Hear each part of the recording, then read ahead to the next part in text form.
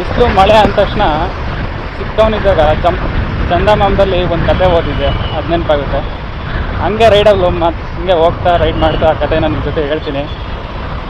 Interesting ಆಗಿದ್ದರೆ ಕೇಳಿಸ್ಕೊಳ್ಳಿ, ಇಲ್ಲದ್ರೆ ಸ್ಕಿಪ್ ಮಾಡಿ. ಒಂದಾನೊಂದು ಕಾಲದಲ್ಲಿ ನಮ್ಮ ಭಾರತ ದೇಶದಲ್ಲಿ ಜಮದಗ್ನಿ ಅಂತ ಒಬ್ಬ ಮಹರ್ಷಿ ಇರ್ತಾನೆ. ಆತನಿಗೆ ರೇಣುಕೆ ಅಂತ ಹೆಂಡತಿ ಇರ್ತಾಳೆ. ಈ ಜಮದಗ್ನಿ ಮುನಿಗೆ ಬಿಲ್ಲುಗಾರಿಕೆ ಅಂದರೆ ಭಾಳ ಇಷ್ಟ ಇರ್ತದೆ, ಆಸಕ್ತಿ ಇರ್ತದೆ. ಆವಾಗ ಅವನು ಪ್ರತಿದಿನ ಅವನ ಮನೆ ಹತ್ರ ಇರೋ ಋಷಿ ಅಲ್ವಾ ಅವರು, ಅವ್ರ ಮನೆ ಪಕ್ಕ ಇರೋ ಮೈದಾನದಲ್ಲಿ ಅಭ್ಯಾಸ ಮಾಡೋದು, ಬತ್ತಳಿಕೆಯಿಂದ ಬಾಣ ಬಿಡೋದು, ರೇಣುಕಾಂಬೆ ಆ ಬಾಣ ಎಲ್ಲೋ ಬೀಳುತ್ತೋ ಅದನ್ನು ತಗೊಂಡು ಬರೋದು. ಹೀಗೆ ಪ್ರತಿದಿನ ನಡೀತಾ ಇರ್ತದೆ. ಒಂದಿನ ಪೂರ್ತಿ ಬಿಸಿಲಲ್ಲಿ ಅಭ್ಯಾಸ ಮಾಡ್ತಾ ಇರ್ತಾನೆ. ರೇಣುಕೆ ಬಾಣ ತಗೊಬರಕ್ಕೆ ಹೋದಳು. ತುಂಬ ಸಮಯ ಆದರೂ ಬಂದಿರಲ್ಲ, ಹಿಂದೆ ವಾಪಸ್ ಬಂದಿರಲ್ಲ. ಆಗ ದಿನ ಬೇಗ ಬರ್ತಿದ್ಲು, ಇವತ್ತು ಏನಾಯಿತು ಇವಳಿಗೆ ಅಂತ ಜಮದಗ್ನಿ ಋಷಿ ತನ್ನ ಜ್ಞಾನದೃಷ್ಟಿಯಿಂದ ನೋಡ್ತಾನೆ. ನೋಡಿದಾಗ ಅವಳು ಬಿಸಿಲಿಗೆ ಬಳಲಿ ಕುತ್ಕೊಂಡಿರೋದು, ಒಂದು ಕಡೆ ಕುತ್ಕೊಂಡಿರೋದು, ನಿಧಾನವಾಗಿ ನಡ್ಕೊಳ್ತಾ ಬರ್ತಿರೋದು ಕಾಣಿಸುತ್ತೆ. ಆವಾಗ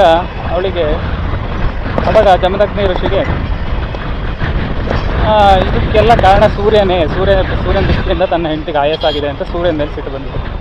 ಸೂರ್ಯನ ಕಡೆಗೆ ತಗೊಂಡು ಬಾಣ ಹೊಡಿಬೇಕು ಶುರು ಮಾಡಿಬಿಡ್ತಾನೆ. ಅತ್ಲಾಗೆ ಸೂರ್ಯ ದೇವನಿಗೆ ದಿಗ್ಲತ್ತು ಬಿಡುತ್ತೆ. ಅವನು ಸೂರ್ಯ ಏನು ಮಾಡ್ತಾನೆ ಅಂದರೆ, ಸೂರ್ಯದೇವ ಹಿಂದೂಗಳ ಪ್ರಕಾರ ಸೂರ್ಯದೇವರು, ಮೈಥಾಲಜಿ ಪ್ರಕಾರ, ಪುರಾಣದ ಪ್ರಕಾರ. ಸೂರ್ಯ ಅಂತ ಇದ್ದೀನಿ ಅಂತ ಹೇಳಿ ತಪ್ಪು ತಗೊಳ್ಳಿ. ಸೂರ್ಯದೇವರು ಬ್ರಾಹ್ಮಣನ ವೇಷ ಹಾಕ್ಕೊಂಡು ಬರ್ತಾನೆ. ಬ್ರಾಹ್ಮಣನ ವೇಷ ಹಾಕ್ಕೊಬಂದು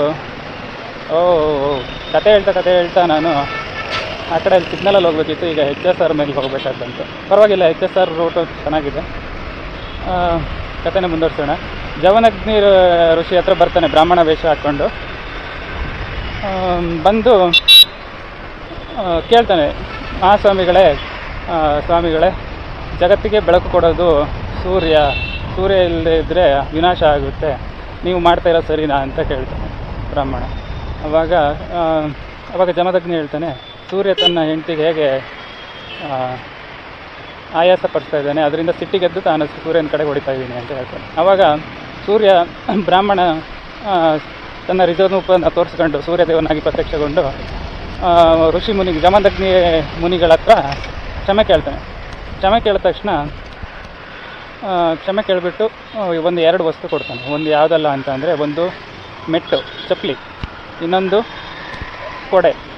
ಆವಾಗ ಕೊಟ್ಟು ಹೇಳ್ತಾನೆ, ಇವೆರಡು ಶ್ರೇಷ್ಠವಾದ ವಸ್ತುಗಳು, ಇವನ್ನ ಇಟ್ಕೊಂಡ್ರೆ ನಡೆಯುವಾಗ ಕಾಲಿಗೆ ಯಾವುದೇ ಸೂರ್ಯನ ಶಾಖ ತಲುಪೋದಿಲ್ಲ. ಆಮೇಲೆ ಬಿಸಿಲಲ್ಲಿ ಕೊಡೆ ಹುಡ್ಕೊಂಡ್ರೆ, ಬಿಸಿಲಲ್ಲಾಗಲಿ ಮಳೆ, ಇವಾಗ ನಾವು ಹೆಚ್ಚಾಗಿ ಮಳೆಯಲ್ಲೇ ಯೂಸ್ ಮಾಡೋದು ಜನ, ಬಿಸಿಲಲ್ಲಿ ಹಿಡ್ಕೊಂಡ್ರೆ, ಕೊಡೆ ಸುಟ್ಕೊಂಡ್ರೆ ಆಯಾಸ ಆಗೋದಿಲ್ಲ ಅಂತ ಹೇಳ್ಬಿಟ್ಟು ಹೋಗ್ತಾನೆ. ಅಂದಿನಿಂದ ಕೊಡೆ ಮತ್ತು ಚಪ್ಪಲಿನ ಜನ ಬಳಸೋಕ್ಕೆ ಶುರು ಮಾಡಿದರು ಅಂತ ಕತೆ. ಬಟ್ ಇದು ನಿಜವಾದ ಕತೆ ಅಲ್ಲದೇ ಇದ್ರೂ ಏನೋ ಒಂಥರ ಚೆನ್ನಾಗಿದೆ. ಇದನ್ನು ನಾನು ಚಂದಮಾಮದಲ್ಲಿ ಓದಿದ್ದು ಚಿಕ್ಕವನಿರುವಾಗ. ಸೊ ಇದನ್ನು ನಿಮ್ಮ ಜೊತೆ ಶೇರ್ ಮಾಡ್ತಾಯಿದ್ದೀನಿ. ಓಕೆ, ಇವತ್ತಿಗೆ ಈ ವಿಡಿಯೋ ಸಾಕು ಅನಿಸುತ್ತೆ. ಧನ್ಯವಾದ.